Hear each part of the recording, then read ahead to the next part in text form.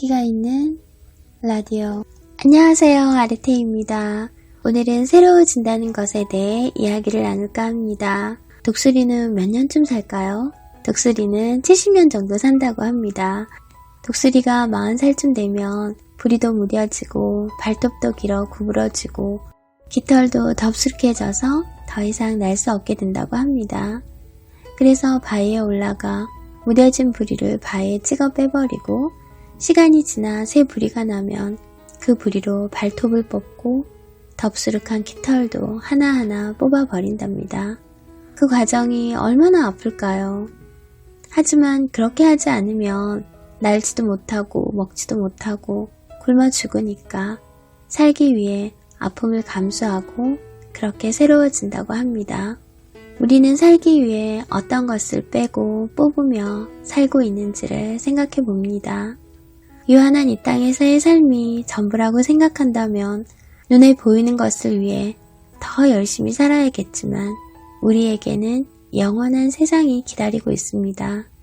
그 영원 속에서 해와 같이 빛나는 자로 주님과 더불어 사는 영광을 소망한다면 분명 지금 이대로의 모습으로 계속 살아서는 안 될 것 같습니다.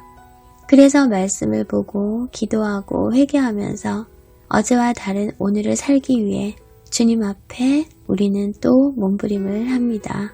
그런데 새로워지고 싶고 더 멋있게 살고 싶은데 아픈 건 정말 싫습니다. 살기 위해 욕심을 버려야 하고 살기 위해 내 안에 있는 쓴뿌리를 뽑아야 하는데 그 과정은 참 많이 아픕니다.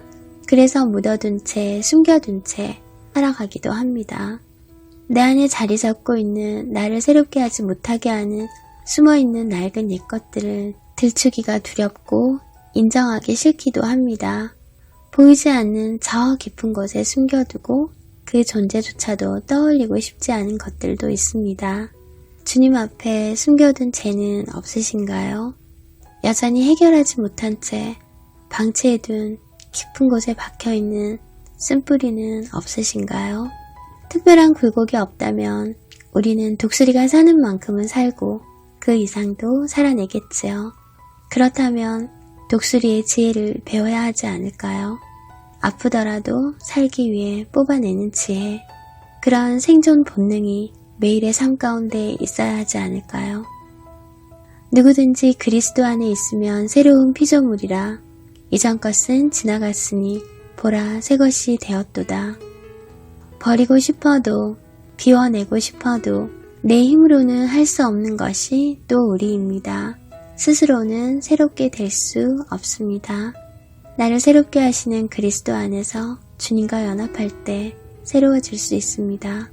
주님은 이미 우리를 새롭게 해주셨습니다. 이전 것은 지나갔고 이미 새롭게 되었다고 선포하셨습니다. 이미 새롭게 된 내가 옛것을 붙들고 있다면 어리석은 것이겠지요. 어떤 사람들은 지나치게 과거에 매여 현재의 나를 보지 못하고 화려하고 젊었던 과거의 나를 그리워하기도 합니다. 그때는 이랬는데 하면서 또 어떤 이들은 집요하리만큼 과거의 상처에 붙들려 원망하고 슬퍼하며 지금 내게 주어진 행복을 누리지 못하기도 합니다. 그때 그 일만 없었다면, 그때 그러지만 않았더라면 라는 후회를 하면서 주님을 만나고 새로운 피조물이 된 우리는 과거의 화려함도 슬픔도 주님을 만나기 위한 재료들에 불과합니다. 지금 주님을 만나지 않았다면 내 과거와 오늘의 시간들은 주님을 만나기 위한 과정일 뿐입니다. 지난 시간에 기록된 내 인생의 모든 것들은 주님과 동행하는 새 삶의 증거 자료로만 사용해야 할 것 같습니다. 이미 내가 새롭게 되었다는 말씀을 붙들고 주님을 바라보는 삶 속에 버리지 못하고 뽑아내지 못한 옛것들을 온전히 버린다면 지금보다는 더 행복해지지 않을까요? 주님을 만나고 오랜 시간 해결하지 못했던 감정들이 있었습니다. 미워하는 마음, 원망하는 마음, 또 아쉬워하는 마음, 그런 것들이 하나둘 해결될 때마다 많이 아파서 울었습니다. 하지만 그런 과정을 통해 참 기쁨이 무엇인지 무거운 짐을 덜어내고 행복하게 산다는 것이 무엇인지를 알게 되었습니다. 지금도 제 안에는 여전히 낡고 거추장스러운 것들이 곳곳에 숨어 있기도 합니다.